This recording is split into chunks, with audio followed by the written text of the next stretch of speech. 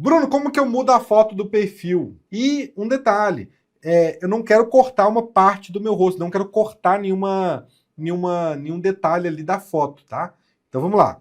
Você aperta aqui embaixo na bolinha do perfil, bem aqui embaixo, tá?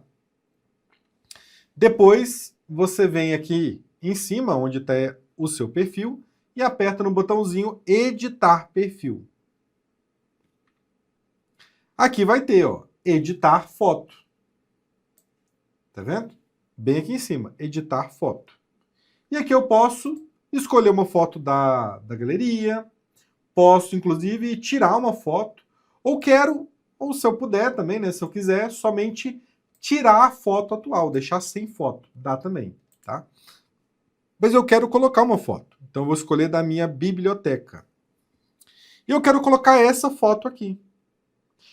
Mas vamos imaginar que essa aqui é uma foto vertical. Vou escolher outra foto aqui, gente. Ah, e se você chegou agora e ainda não me conhece, meu nome é Bruno e eu ajudo pessoas com mais de 50 anos a aprenderem a mexer no celular sozinhas, sem medo e sem depender de ninguém. Agora, voltando para o conteúdo, então vou escolher outra foto.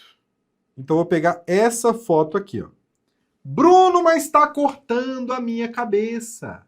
Está cortando a cabeça. E agora o que eu faço? Se eu postar uma foto assim, o que vai ficar visível para as pessoas é o que está dentro desse círculo aqui, ó. Tá vendo? Dentro, nossa, meu círculo tá bonito, hein? Dentro desse círculo aqui é o que as pessoas vão conseguir ver. E desse jeito tá muito feio, né? Tá cortando meu rosto. Isso aqui vale também para o que eu mostrei na publicação, ó. Você vem com o seu dedo e puxa para baixo, ó. Tá vendo? Se você quiser, pode usar um movimento de pinça também, ó.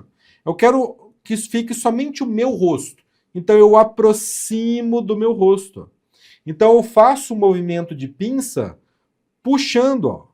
Puxando o dedo, arrastando com o dedo na tela.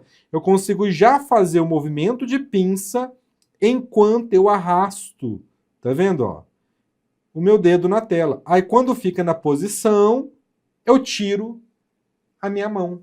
Pronto, agora tá pegando o meu rosto certinho, ó. Muito melhor, né? Aí você aperta aqui em concluir. E pronto.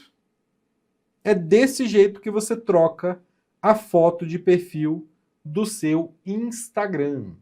Se esse conteúdo te ajudou, curte, comenta aqui embaixo e se inscreva no nosso canal para continuar aprendendo com a gente.